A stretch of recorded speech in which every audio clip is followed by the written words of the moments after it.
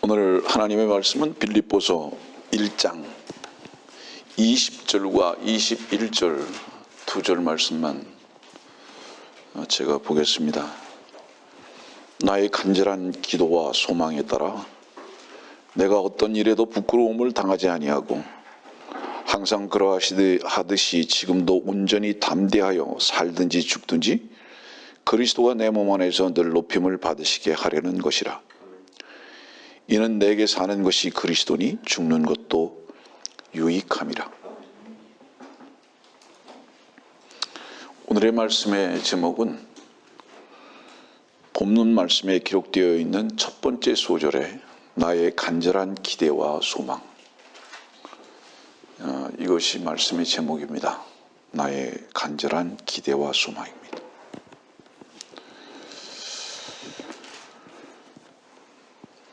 우리의 모든 일반적인 다툼은 자기가 인정받고 높아지려고 하는 다툼입니다. 그렇기 때문에 모든 시비와 모든 다툼의 원인이 거기서부터 있는 것을 압니다. 그러나 그리스도인은 세상 것을 취하는 싸움을 하거나 자기 자신을 나타내는 다툼을 하는 것이 아니라 그것을 십자가 앞에 부인하고 내려놓는 싸움을 하는 것입니다. 그것이 영적 싸움의 승리의 길입니다. 우리는 세상을 얻고자 싸우는 것이 아니라 어떻게 내려놓느냐의 싸움을 한다는 것 절대로 잊어버리지 마십시오. 왜냐하면 그리스도인들에게 세상은 모든 것이 배설물이기 때문입니다. 오늘의 말씀을 여러분들이 듣다 보면 주님 한 분만 자랑하고 약함을 자랑할 수밖에 없는, 이것이 사도 바울의 신앙의 고백이었고 또한 우리들의 한 동일한 목표인 것은 여러분들의 간증이고 고백이고 자랑인 것입니다. 자, 내게 사는 것이 그리스도니 죽는 것도 유익하다. 죽는 것도 유익하다. 얼마나 멋집니까 이게. 그리스도인은 비굴하지 않는 겁니다. 모든 비굴의 이유는 자기 상실에 대한 두려움 때문에 있습니다. 그러나 우리는 그리스도의 십자가에서 이미 죽고 부활로 다시 산 자들로서 그 모든 것으로부터의 자유함이 우리들의 삶 속에서 풍성하게 간증되어져야 하는 것이 마땅한 것입니다. 다시 말하면 그리스도인은 이미 십자가에서 다 끝난 자들이기 때문에 더 이상 상실되어질 것이 없다. 얻을 것만 있다. 그래서 이렇게 담대하게 죽는 것도 유익하다. 자, 이런 고백 앞에 어떻게 불평이 있을 수 있고 두려움이 있을 수 있겠습니까? 여기에는 감사와 기쁨 외에는 어떤 것도 할 수가 없는 겁니다. 우리의 목표는 세상을 얻거나 우리의 오름이 입증되어지는 것이 목표가 아니라 그리스도 한 분을 얻는 것이 우리의 유일한 목표고 소망이기 때문에 그렇습니다. 그렇기 때문에 주님을 얻은 자들은 기뻐할 수 있고, 여러분들의 찬송의 이유가 세상을 얻었기 때문이 아니라 주님을 얻었기 때문이라는 것을 우리는 압니다. 우리가 만일에 춤을 출 수 있다면 춤을 출 수 있는 그 근거 자체도 무엇이냐면 하나님의 말씀 하나 때문입니다. 그 말씀의 능력과 그 말씀으로 인한 자유함이 우리로 인하여 춤추게 할 수도 있는 것입니다. 여러분들, 춤이라는 것은 기쁨의 표현입니다. 오늘 말씀을 사무엘하 6장을 한번 잠깐 보면은요, 사무엘하 6장입니다. 제 성경은 424페이지인데요. 구약성경 사무엘하 6장에 보면 20절입니다. 그 후 다윗이 자기 가족을 축복하려고 돌아오니 사울의 딸 미칼이 다윗을 맞으러 나와 말하기를 오늘 이스라엘의 왕이 얼마나 영화로우신지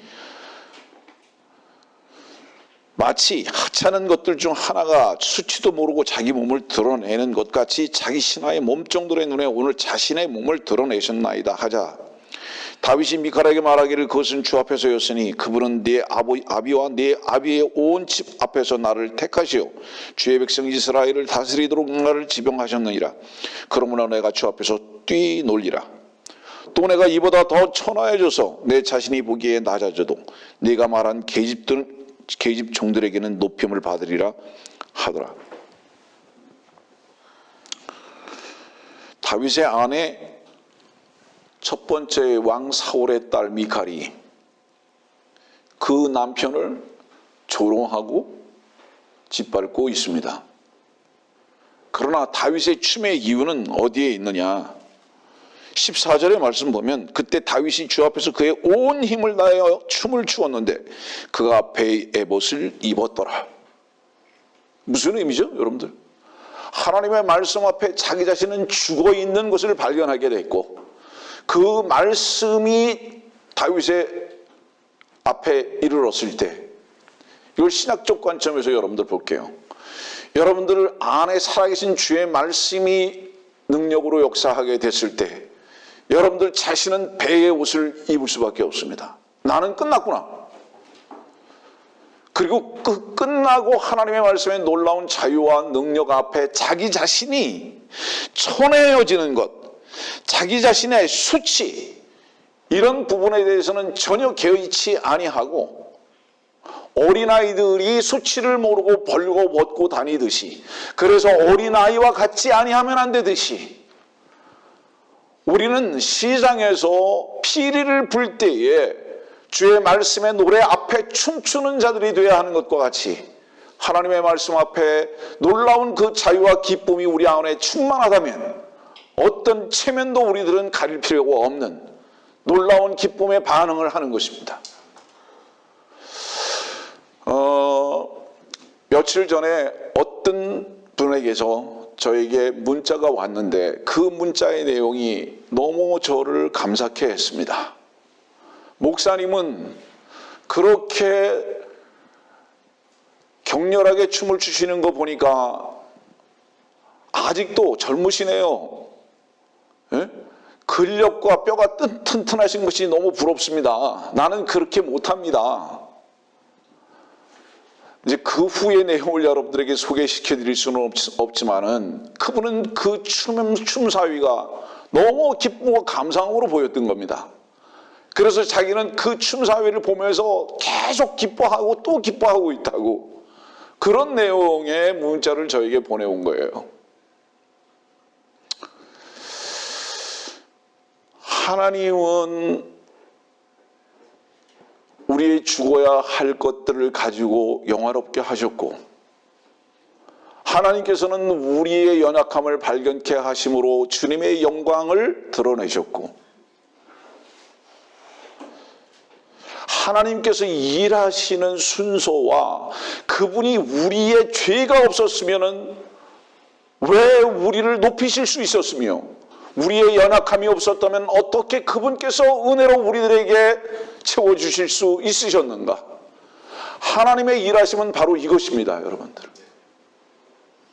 하나님이 우리를 향하신 사랑의 일하심은 죄를 의롭게 하셨을 뿐만 아니라 악을 선대하시는 하나님, 그래서 우리가 연약함 가운데에서도 사랑을 확증하시는 하나님, 하나님의 아들을 십자가에 못 박아버린 원수임에도 불구하고 지금도 우리를 사랑하시고 영원히 우리를 사랑하심의 근거가 되셨던 그 하나님, 하나님은 결단코 선과 악으로 판단하지 아니하시고 그 모든 것들을 하나님의 놀라우신 사랑으로 덮으셨을 뿐만 아니라 채우시는 하나님, 그래서 그분은 은혜의 하나님이신 것을 우리는 누리고 찬송하는 것입니다. 만일에 그렇지 않다면, 그렇지 않은 자들은 어떤 자들이냐? 바로 그 복음과 진리를 반대하는 자들이 있다면 빌립보서 1장 28절에 있는 말씀과 같이 그들에게는 정령 멸망의 증표여 너희에게는 구원의 증표니 이는 하나님께로부터 나온 것이라. 29절은 그리스도를 위하여 그것이 너희에게 주어진 것은 그를 믿을 뿐만 아니라 그를 위하여 고난도 받게 하려는 것이니 동일한 싸움을 너희가 내 안에서 보았고 또한 지금도 내 안에서 듣고 있느니라. 저는 오늘 이 빌립보서 1장에 있는 이 말씀이 여러분들의 참다운 위로와 놀라운 평강이 되기를 기도하면서 이 말씀을 전하는 것입니다. 여러분들, 지금 사도 바울이 빌립보 교회에 편지를 쓰고 있을 때에 그 상황이 어떤 상황인지 여러분들은 아마 배웠을 것입니다. 빌립보 이 교회는 기쁨으로 표현되고 있는 이 교회, 이 기쁨으로 표현되고 있는 이 교회는 사도 바울이 어디서 편지를 썼죠? 어두움이 엄습한 감옥에서, 그 굴 속에서 착고에 채인 그 상태에서 바로 이 편지를 쓰고 있다는 것. 다시 말하면 뭐를 의미하죠? 여러분들이 교회라면, 주의 풍성한 사랑을 받고 있는 것이 분명하다면, 그래서 그리스도가 사는 것 하나만이 우리들의 소망이고 간절함이라면, 그것만이 기대라면 현 상황에 묶이지 아니하고 어떤 상황 가운데에서도 이렇게 놀라운 자유를 선포할 수 있다. 그래서 그의 유일한 소망은 무엇이었느냐? 빨리 감옥에서 풀려나는 것이 그의 유일한 소망이 됐던 것이 아니라 그의 간절한 기대와 소망은 한 가지밖에 없었는데, 내가 부끄러움을 당하지 아니하는 것이 아니라 항상 예수 그리스도의 죽으심을 내 몸 안에 가지고 있으면서 그분을 높게 하는 것이 유일한 소망이었다.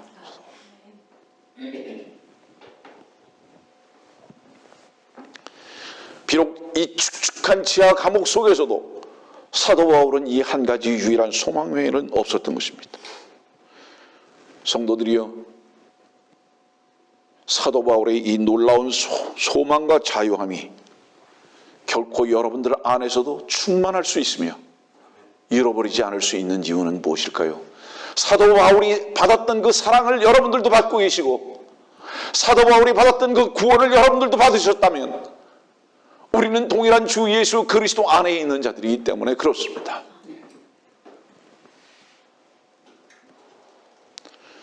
혹시 오늘의 말씀을 들으면서 괴리감을 느끼고 계시다면 그 이유는 무엇일까요?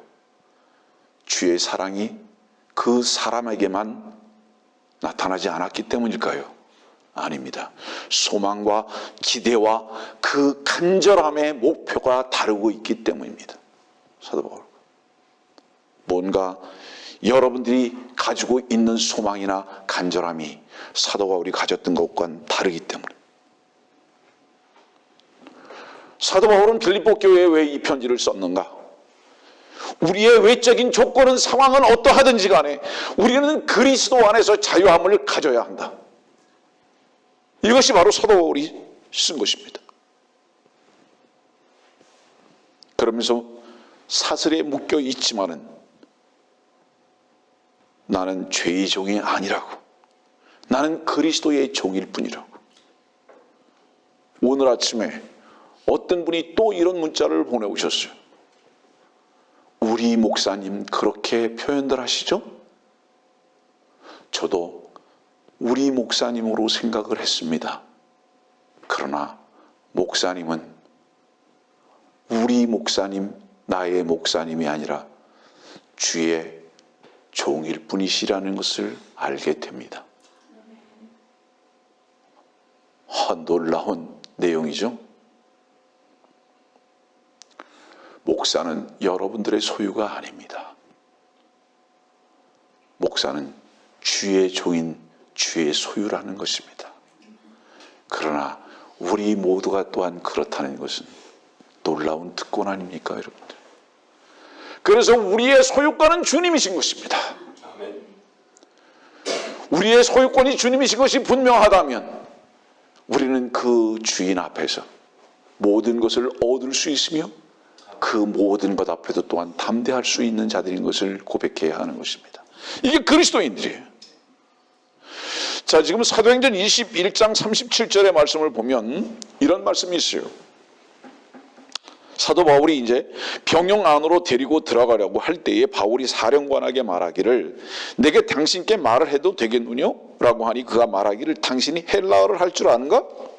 자, 바울이 지금 감옥에 들어가면서 사령관을 만났어요. 그리고 지금 사령관을 만나서 지금 말을 하고 있는데, 자, 사령관하고 어떤 말을 하고 있죠?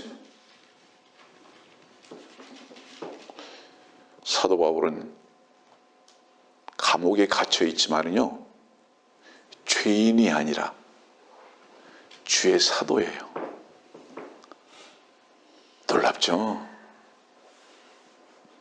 주의 종, 주의 사도는 반모섬에든지 광야에서든지 안방에서든지 어디서든지 그 소유는 주님이시기 때문에 그렇던 겁니다. 그래서 사도 바울은 감옥에 있으면서도 결코 상황에 묶이지 않았던 사도 바울이라는 그리스도인은 하나님께 묶인 자였기 때문에 하나님의 사도로 지금도 쓰임을 받고 있는 현장입니다. 이것이 사도행전 21장이에요. 왜냐하면 그리스도인은 어떤 외적 여건 속에서도 제한을 받지 않는 것이기 때문에 그렇습니다. 어떻게 하면 우리는 자유할 수 있을까요? 주님의 말씀만이 우리를 붙드실 수 있고 우리를 자유케 하실 수 있습니다. 주목해 보세요. 너무 멋지지 않아요? 정말 멋집니다. 자유가 아니면 죽음을 달라. 그거는 물리적 사슬에 묶인 것을 말하는 거예요? 아닙니다. 여러분들, 제가 몇 년 전에 미국 동부의 필라델피아를 갔는데 거기를 가면 자유의 종이 있습니다. 그 자유의 종을 보니까 거기 그렇게 써 있는 거예요. 자유의 종. 온 미국 땅에 그 자유의 종이 울리기를 원하는 것입니다. 그 자유의 종은 무엇일까요? 흑인 노예를 풀어주는 것이었을까요? 예, 그렇습니다. 그러나 그 자유는 무엇이냐? 모든 사람들에게 각각 진리가 그들의 진리가 되어서 참으로 죄와 그 자신과 상황과 환경 속에서의 참다운 자유가 있기를 원하시는 주 예수 그리스도의 놀라운 복음의 선포인 것을 우리는 압니다. 여러분들은 자유하십니까? 얼마나 자유했습니까? 사도 바울은 살든지 죽든지.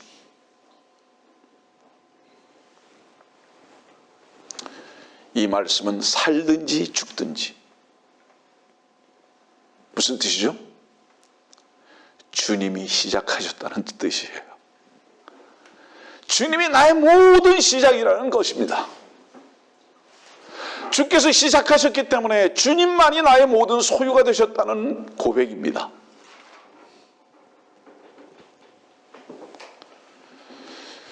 우리가 그리스도 안에 있다면 무엇이든 상관이 없습니다. 세상에 속한 자들과 세상은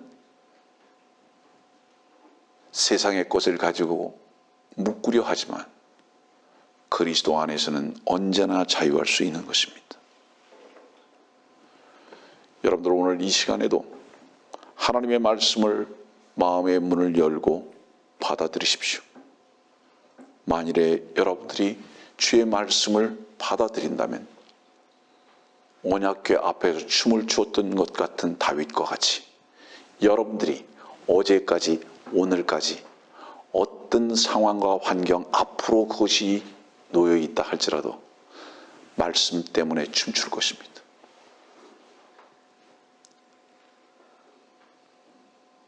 아까도 광고 시간에도 말씀드렸지만은 저는 지난 한 주 동안 형제를 위해서 기도했습니다. 오늘을 만나기를 위해서 기도했습니다. 그 이유는 뭐냐면 저 형제가 핸섬하기 때문이 아니라 주 안에서 참다운 자유를 누릴 수 있는 형제가 되기를 원하기 때문에. 그래서 한 주간 동안 전화통화 한 번을 못했지만은 저 형제가 오늘 다시 주 앞에 나와서 주님을 찬양하고 기뻐하고 함께 주님을 이름을 노래할 수 있는 형제가 되었으면 좋겠다 했는데 오늘 그 소망이 이루어진 이 앞에서 얼마나 기쁘고 감사한지, 그 형제 안에서 주님께서 이기시는 이기심을 오늘 간증한 것이라고 저는 생각합니다.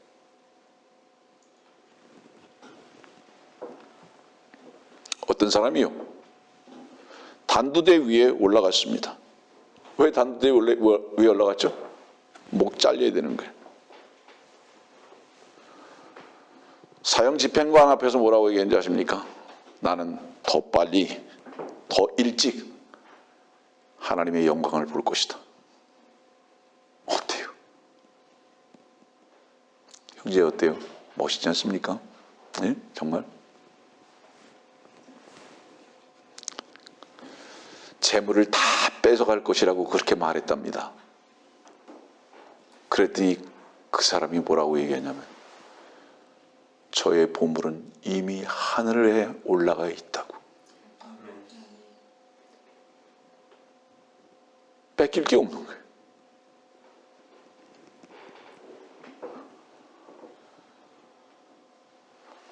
여러분들이 아시잖아요. 제게 재산이 없음을 얼마나 다행스럽게 여기는지.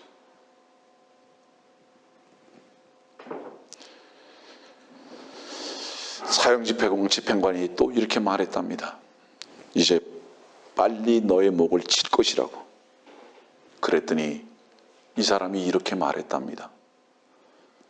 집행관께서 집에 도착하시기도 전에 나는 나의 아버지 집에 도착해 있을 것입니다.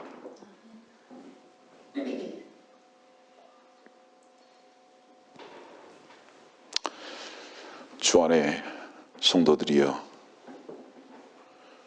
우리는 주 안에 있습니다. 그 전제가 무엇인지 아세요?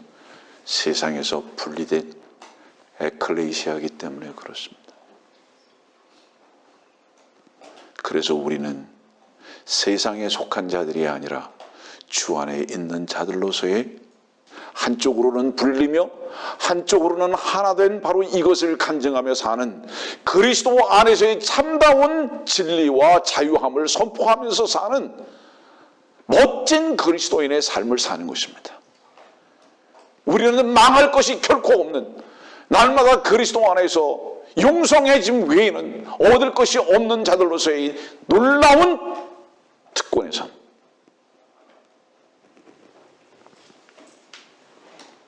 디도서 2장 14절의 말씀 보니까 그가 우리를 위하여 자신을 주신 것은 우리를 모든 죄악에서 구속하시고 자신을 위해 정결케 하사 선한 일에 열심을 내는 독특한 백성이 되게 하려 하심이라.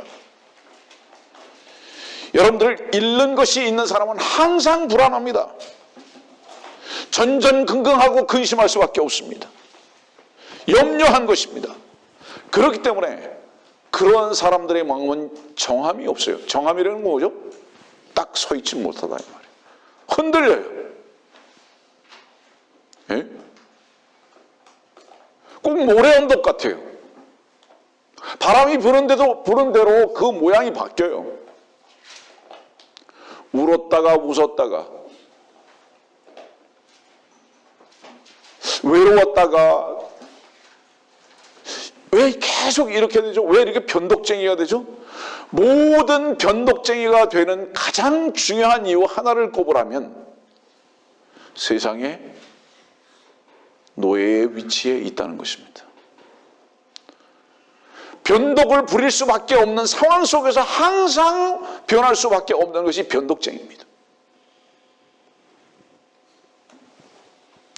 우리는 결코 버릴 것이 없는 그리스도 안에 팔린 자로서 다만 선한 일에 열심을 내야 하는 자들일 뿐입니다. 여러분들, 여기서 선한 일이라는 것에 대해서 오해하실까 봐 말하는 것입니다. 여기서 이 선한 일이라는 것은 우리가 무엇을 하는 것을 말하는 것이 아니라 우리가 선하신 하나님에 의해서 붙들린 바 된 삶을 사는 것을 말하는 것입니다. 그분의 말씀의 능력에 의해서 움직여지는 바로 이것을 말하는 것이라는 것을 여러분들 오해하지 않으시기를 바라는 것입니다. 로마서 12장 1절은 그러므로 형제들아 내가 하나님의 모든 자비하심으로 너희에게 권고하노니 너희 몸을 하나님께서 기뻐하시는 거룩한 산 제물로 드리라.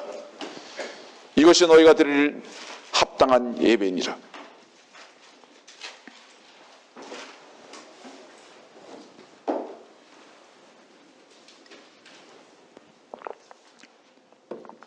여러분들, 왜 몸을 거룩한 산 제물로 드려야 하는지 아십니까?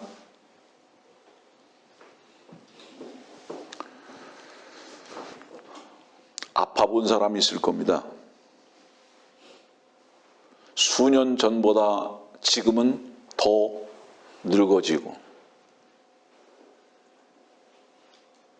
원하지 않지만 그렇게 되다가 한 해 10년 지나가다가 아프고 병들고 늙고 죽습니다. 여러분들의 몸이 아니라는 증거입니다. 주인이 분명한 것이라면 그 주인 마음대로 할 수 있는 겁니다. 그것이 주인의 증거예요. 그러나 지금요 보세요. 이렇게 손을 마음대로 움직일 수 있죠? 제가 여러분들에게 이렇게 마음대로 말할 수 있죠? 그러나 이 입도 이 손도 내가 주인이 아닌 것이 언제 간증되어지는지 아십니까? 손을 쓸 수 없는 환자의 위치에 갔을 때, 입도 쓸 수 없는 어떤 질병에 걸렸을 때, 내 마음대로 되는 것이 하나도 이 몸조차도 안 되는 것을 알았을 때, 아, 이 몸의 주인조차도 내가 아니라 하나님이시구나라는 것을 그때 비로소 알게 됩니다. 하나님을 향해서 알 수 있는 그 지식은 놀라운 지혜며 하나님께서 우리를 이끄시고 가시는 놀라운 은혜의 줄인 것을 절대로 잊어버리지 마십시오. 그래서 우리는 이 땅에 속한 것들이 안 되는 것으로 인해서 절망하는 자들이 아니라 그러한 안 되는 것들을 통해서 하나님께서만이 모든 것이 주인이라는 것을 배워나가야 하는 자들인 것입니다. 사도 바울은 모든 자비하심으로 그랬어요. 자, 또 보세요. 여러분들이 믿든지 안 믿든지 구원받고 구속받은 자들은 예수 그리스도의 피로 말미암아 여러분들의 죄값으로 인해서 주님께 팔린 자들이죠. 그건 맞잖아요. 그 고백을 가지고 있고 그 간증을 가지고 있습니다. 주님께 팔렸다고요. 자, 그러면 주인이 주님이시다는 뜻이에요. 근데 왜 자비하심으로 그랬잖아요. 여기 말씀 보니까 뭐라 그랬어요? 자비하심으로, 모든 자비하심으로. 이게 뭐죠? 주인이 주님이신데도 너희들 너희 거 아니야, 내 거야, 이렇게 끌고 가시는 게 아니라 모든 자비하심으로. 이거 무슨 뜻이죠? 무릎을 꿇고 빌듯이 하시는 거예요. 정신 좀 차렸으면 좋겠다. 야, 그 네 몸들 네 몸 아니야. 그건 내 거야. 근데 내가 마음대로 쓰려고 그러는 거 아니야. 하나님께서는 우리를 강제로 쓰지 않으십니다. 우리 자신이 자의적으로 그분께 드려지기를 원하시는 것입니다. 교회가 그 어떤 것도 강권적인 것이 되지 않아야 하는 이유가 무엇이냐? 주 예수 그리스도의 사랑이 여러분들을 강권하는 그 강권 외에는 어떤 것도 의무나 어떤 것도 강제적인 집행이나 어떤 것도 강제적인 힘을 사용해서는 안 되는 이유가 무엇이냐? 바로 여기에 있습니다. 주인이신 주님께서도 우리에게 모든 자비하심으로 요구를 하고 계시는데, 권고를 하고 계시는데, 어떻게 교회가 여러분들에게 돈 내라, 여러분들에게 무엇하라 하고 의무를 지울 수 있겠습니까? 달라요. 하나님께서도, 우리의 주인이신 하나님께서도 자비하심으로 우리를 권고하시는데 어떻게 우리들에게 의무를 지울 수 있는가? 모순이죠. 그래서 교회는 기쁨과 감사와 자유로운 곳에 바탕을 두고 섬기고 찬양을 하는 것입니다. 주께서는 억지로 뺏지 않으십니다. 만일에 그러나 여러분들이 주님 앞에 드려지는 삶을 살지 않는다면, 또 말합니다. 물질 말하는 거 아니에요.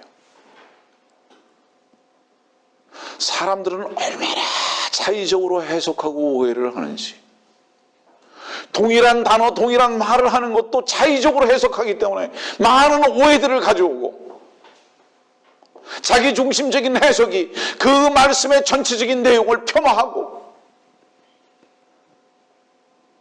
교만하다는 증거죠.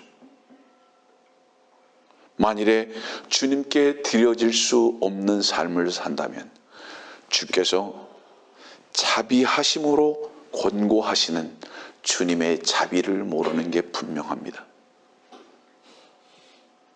주님의 자비를 안다면 주님께 드려야 하는 것도 감사와 기쁨으로 할 것입니다. 그것은 우리의 몸을 우리의 것으로 여기지 않는 겸손한 자세인 것을 말합니다. 로마서 14장 7절에는 이는 우리 중에는 아무도 자신을 위하여 사는 사람이 없고 자신을 위해 죽는 사람도 없기 때문이라. 우리가 살아도 주를 위하여 살고 죽어도 주를 위하여 죽나니 그러므로 우리가 살든지 죽든지 우리는 주의 것이라. 이 일을 위하여 그리스도께서 죽으시고 일어나서 다시 사셨으니 이는 죽은 자들과 산 자들의 주가 되려 하심이라. 살아도 주를 위해서 살고 죽어도 주를 위해서 죽는다. 우리를 위해서, 자기 자신을 위해서 사는 자들이 없다. 자기 자신을 위해서 사는 자들이 없다. 종이다. 주의 종이다. 이 말씀이 여러분들의 마음 가운데 간직이 된다면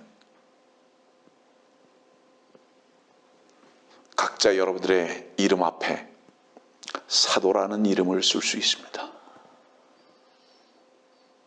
각자 여러분의 이름 앞에 종이라는 이름을 쓸 수 있습니다. 종은 뭐죠? 하나님의 말씀 앞에 묶인 자고요. 그 말씀 앞에 자기가 그 피로, 예수 그리스도의 피로 팔린 자들이고요. 사도는 뭐죠? 고로 주님의 말씀 외에는 삶의 목적이 없어서 그 말씀 하나만 전달하고 사는 자들인 것을 말합니다. 각자 그 앞에, 자기 이름 앞에 한번 넣어보세요. 자, 살든지 죽든지 주의 것이다. 무슨 뜻이죠? 상실이 없어요. 그리스도 안에서 그리스도로 사는 자들은 가장 많은 것을 얻은 자들입니다. 그리스도를 얻은 자들이라면 가장 많은 것을 얻은 자들입니다. 왜냐하면 그분은 다른 이름이 뭐죠? 그리스도의 다른 이름은 만유의 주제. 그분은 만유의 주제이시기 때문에.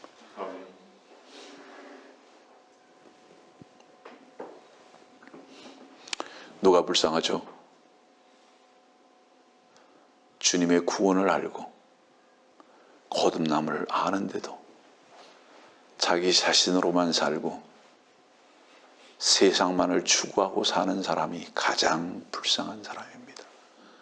그런 사람은 어떤 사람인지 아세요?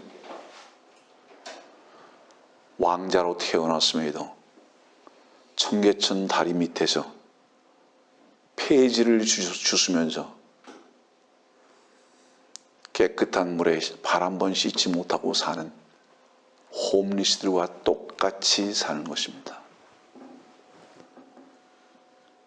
태어나면서부터 홈리스로 태어났다면 덜 불쌍할지 모르겠으나 신분이 왕의 아들로 태어났음에도 불구하고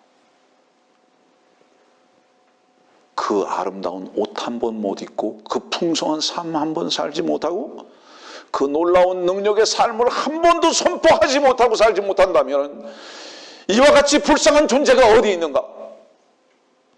여러분들의 위치를 예수 그리스도의 풍성함 안으로 오늘 아침에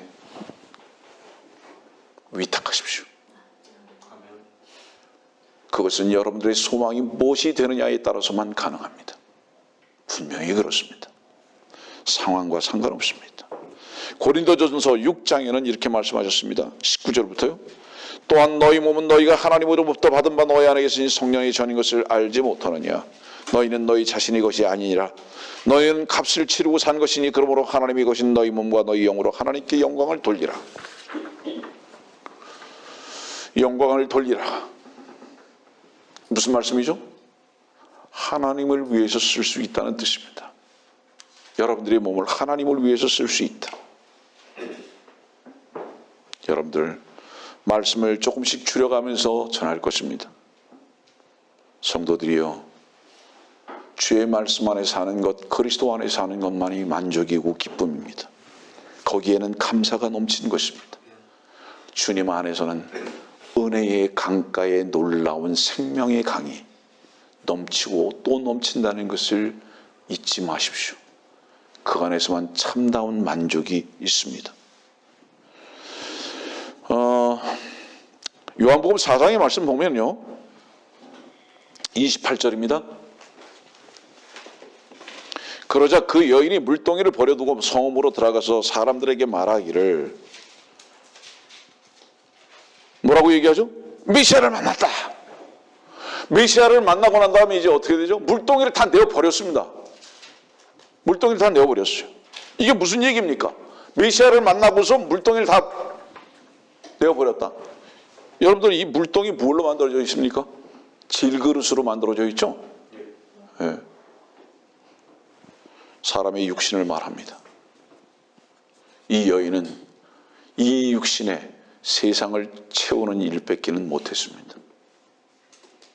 네? 계속 세상만 채우고 사는 거예요. 이 여인이 야곱의 우물을 왔어요. 야곱의 우물을 온 이유는 무엇입니까? 야곱의 우물로 온 이유도 세상을 채우기 위해서 온 거예요. 성경에서의 이 야곱은 세상의 것을 취하기 위해서 온갖 수단과 방법을 가리지 아니하는 인간의 두뇌 회전을 말하고 있습니다. 그래서 이 여인이 야곱의 우물을 왔다고요. 그래서 거기서 물동이를 가지고 오늘도 그 물을 채우기 위해서 그 앞에 왔지만은 이 여인은 만족하지 못합니다. 왜? 여러분들의 육에 채우고 또 채워도 결코 만족은 없습니다. 날마다 부족한 뿐입니다. 이 필요를 채우면 될 것이라고 생각하지만 그 필요는 하룻밤 자고 나면 안개와 같이 없어져 버립니다. 또 다른 필요가 생깁니다. 그리고 그 필요를 또 채우면 만족할 것 같았는데 또 하루가 지나면 또한 호흡과 같이 사라져버리고 말고 또 다른 필요가 그들 앞에 와 있는 것을 여러분들은 날마다 경험하고 있지 않습니까? 이것은 무엇을 입증하는 것입니까? 인간의 삶, 육신 속에 무엇을 집어넣고자 하는 것은 결코 만족할 수 없다는 것을 반증하는 것입니다. 그럼에도 불구하고 우리는 혹여 이 질그릇인 육신을 세상 것을 얻기 위해서 부지런히 움직이고 있다면 여러분들이 참으로 메시아를 만난 적이 있는가 돌아보려 합니다. 만일에 메시아를 만났다면 물동이는 내어 버리는 것입니다. 깨뜨려 버리는 것입니다. 여기에 더 이상 담을 필요가 없구나 이제는. 생명의 강가이신 주 예수 그리스도 안에서의 먹고 마심과 만족 외에는 어떤 것도 없구나는 것을 아는 것입니다. 여인은 버려버려요.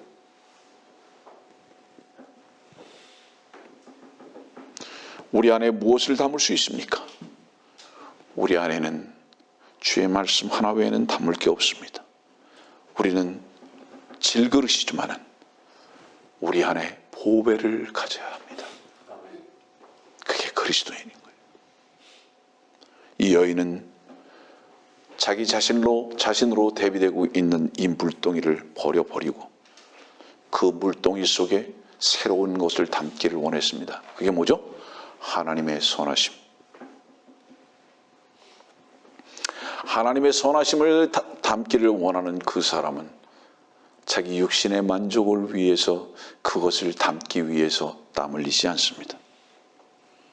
그것은 오히려 다 잃어버릴 것이고 배설물이라는 것을 죄의 영의 본능으로 알게 됩니다. 아, 주님으로만 채워야 하는 것이구나. 이것만이 참된 것이고 영원한 것이구나. 마귀가 자꾸 이렇게 말해요. 이 세상에 사는 동안에는 그래도 뭔가 있어야 되지 않느냐. 이 세상에 있는 동안에는 그래도 남들만큼은 살아야 되지 않겠느냐. 이 세상에 사는 동안에 우리는 이 몸에 주님 하나만을 담는 연습을 하시면 됩니다. 그 주님이 우리의 모든 만족과 채우심의 능력이라는 것을 경험하면서 살 수 있도록 주님의 선대하심이 잠시도 여러분들을 떠나지 않을 것이기 때문입니다. 고린도후서 11장 12장을 보겠습니다. 30절 말씀을 보면 만일 내가 꼭 자랑해야 한다면 나는 나의 약한 것을 자랑하리라. 약한 것을 자랑하리라. 고린도후서 12장 9절의 말씀도 보십시오. 주께서 내게 말씀하시기를 내 은혜가 내게 충분하도다. 이는 내 능력이 약한 데서 온전하게 됨이라고 하셨느니라. 그러므로 내가 오히려 매우 기쁘게 나의 약한 것들을 자랑하리니 이는 그리스도의 능력이 내게 거하게 하려 함이라. 이 말씀을 간단히 요약할게요. 충분한 고난은 충분한 은혜다. 이 말씀이에요. 이 말씀 내용이. 예? 내 은혜가 내게 충분하도다. 주님의 은혜에 충분한 건 뭐예요? 사도 바울이 그토록 기도해도 들어주지 않았던 그의 육신의 연약함이었어요. 그런데 이것을 오히려 충분한 은혜의 조건으로 주님은 말씀하시는 것입니다. 우리의 기도와 소원이 무엇입니까? 주님 앞에 무엇을 요구하십니까? 주님의 은혜에 충분한 것으로 채우시기를 원하신다면 우리 앞에 있는 고난도 또한 자랑해야 하는 것이 아닌가 이 말이에요. 이유가 뭐죠? 그리스도의 능력이 내게 거하게 하려고 하는 것. 이거 하나가 우리들의 모든 소망이고 목적이기 때문에 주님의 능력이 거하게 하려 한다. 우리는 그 능력을 항상 어디에서 보려고 하는지 아세요? 내 앞에 있는 사람보다 더 힘이 있고 내 앞에 닥쳐있는 어떤 일들보다 그것을 능히 넘어갈 수 있는 또 다른 힘을 요구하고 항상 이 능력이 상대적이에요. 그런데 그 상대적인 능력 앞에서 오히려 사도 바울은 뭐라 그러죠? 약한 것을 자랑한다고.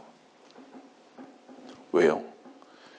사도 바울이 경험했던 능력은 상대적 능력이 아니라 유일하시고 참되신 주 예수 그리스도라는 것을 경험했기 때문입니다. 그분이 한 분이 유일한 능력인 거예요. 그래서 여러분들이요, 다시 정의를 하자면 하나님께서는 여러분들이 승리하는 삶을 살기를 원하시는 것이 아니라 그분이 여러분들 안에서 승리자가 되기를 원하시는 것입니다.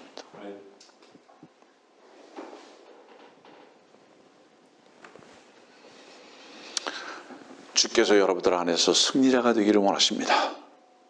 우리가 이기는 자들의 삶이 아니라 주님께서 여러분들 안에 능력이 되기를 원하신다 이 말이에요. 자, 여러분들 성경 보세요. 구약 성경에 보면은요, 이스라엘 백성들이요, 삶을 살아가는데 그 삶을 어떻게 살았는지 여러분들 아시겠습니까? 아실 거예요. 위기 앞에서 항상 이기고요. 무엇 때문이죠? 언약궤 하나 때문이에요. 그들이 이긴 것은 그들의 힘이 있어서가 아닙니다. 그들의 지혜가 있기 때문이 아닌 거예요. 하나님의 말씀이 그들과 함께 했기 때문에 이길 수 있었던 것입니다. 다시 말하면 이것은 무엇을 의미합니까? 이기는 것과 지는 것, 능력과 연약은 무엇으로 인해서 생성되어지고 무엇으로 인해서 근거가 되어지는 것이냐? 그들의 물리적인 힘에 의해서 되어지는 것이 아니라 유일하게 하나님의 말씀으로 인한 것이다.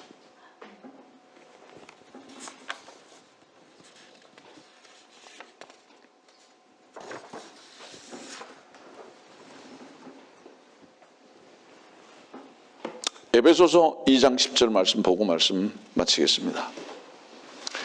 에베소서 2장 10절.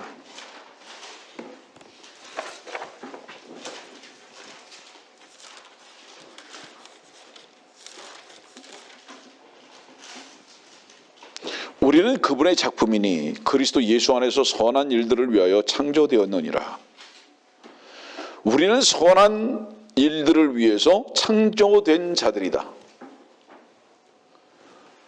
주 예수 그리스도의 피로 다시 여러분들을 새로운 창조물이 됐다면 왜 그랬는지 아느냐? 선한 일들을 위해서 창조됐다 이 말이에요. 선하신 하나님께서 여러분들 안에 주가 되셔서 그분의 일을 펼치시게 하시기 위해서 여러분들은 창조된 자들이다. 이 땅의 것을 취하거나 이 땅의 것으로 인해서 슬퍼하거나 여기에 묶인 자들이 아니라 오직 선하신 하나님 한 분께 여러분들을 묶어놓기 위해서 새롭게 창조하셨다. 이유가 뭐죠? 그리스도 안에서만 사는 법을 배우게 하시기 위해서. 그래서 새롭게 여러분들을 창조하셨다. 제가 자주 말씀드리지만 창세기에 뭐라고 말씀하여? 1절 하나님께서 말씀으로 창조하시면서 보기에 좋았더라. 만드시고 보기에 좋았더라. 보기에 좋았더라. 왜 보기에 좋죠? 하나님께서 만드신 그대로 운행되어지고 그 말씀에 따라서 질서에 따라서 그 하나님이 만드신 그 목적에 따라서 움직여지더라 이 말입니다. 그렇기 때문에 보기에 좋았더라. 그것이죠. 여러분들이 언제 바른 성도로서 하나님 보시기에 좋은 성도라고 평가받을 수 있는지 아십니까?